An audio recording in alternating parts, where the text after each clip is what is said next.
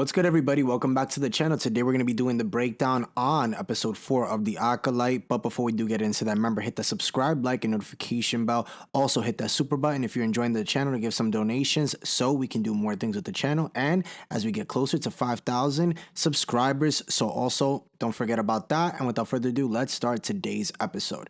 Now, episode 4 kind of was like a filler episode, it felt like, for me. It wasn't bad, definitely better than episode 3, but I will say that I think the best part was probably the ending. But I want to talk about some things that I noticed in the episode and overall where we were going. Now, May and her buddy obviously were on to Khofar to find Kalnecca, and seems that he is living in solitary life in the forest, and it seems like they did arrive on that planet to go and kill him, because obviously that is what the master had wanted from May. Now, we do get to see also Osha back on Coruscant as she's watching the Jedi Padawans training there, and she is saying goodbye to Jackie, who is obviously May's friend now, and it seems that they will definitely stay in touch as time goes, maybe in another season or something like that. Now, also we get to see May, and she is walking with Kilmir on Khofar, and they are having a conversation, just basically talking about how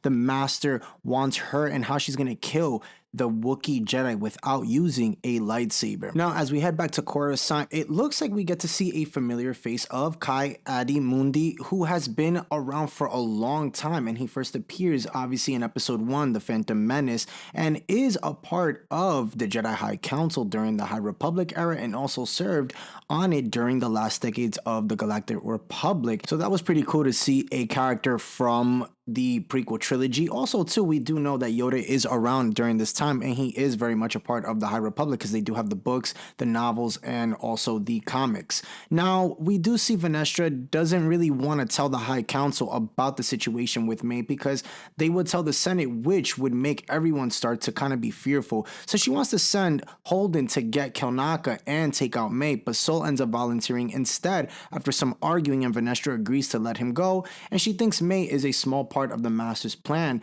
to tip the scales into darkness. Now, in order to find Kalnecca in the forests of Khofar, the Jedi will need help from a tracker named Bezel, which was introduced in this episode. Now, May right after takes a little break, and as they are looking for Kalnecca, killing a Jedi without a weapon is something, like I talked about before, her master calls the final lesson, and she thinks it's impossible. But if she doesn't do it, he will kill her. Now, as May is kind of taking a little break, Khofar goes to get some water for her, but it ends up being that during this time, she seems a little bit unsure of everything that's going on, especially knowing that her sister is alive now. And as we see Khofar getting water for May, she actually yells, and he starts running back, only to be caught in a trap, which May then tells him Osha being alive, like I said, changes everything, and that her loyalty is to Osha, not his master.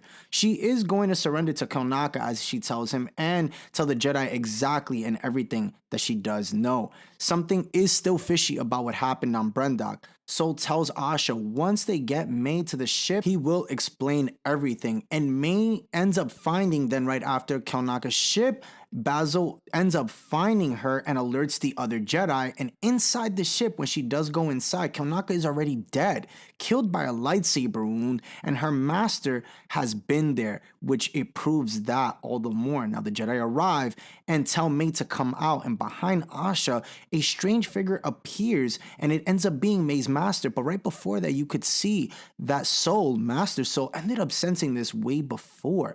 Now, he activates as he's kind of like flying down his red lightsaber, and the Jedi prepare for his attack, and Sol tells Osha to run, but the master throws her aside easily and repels the others with the force. Now, I thought out of the whole episode, this was probably the best part, to be honest with you. I mean, I just thought it was really funny how he just flicked all of them to the side, and they just literally all flew. And it tells you that this Sith Lord has had some training. Who this Sith Lord is, I will talk about it in another video, but I definitely wanted to give you guys the review today, and I'll tell you, for me, this episode was a 6 out of 10. Again, I'm still waiting to see what more they're gonna give us, but overall, the ending to me was the best part. It was okay. It wasn't anything out of the ordinary. It wasn't anything crazy. It didn't really give us much this episode other than just kind of like building up. To me, it just felt like a little bit of a filler. We do have 8 episodes, so we'll see what happens with episode 4 when we do get it next week. But guys, overall, let me know what you thought about today's episode.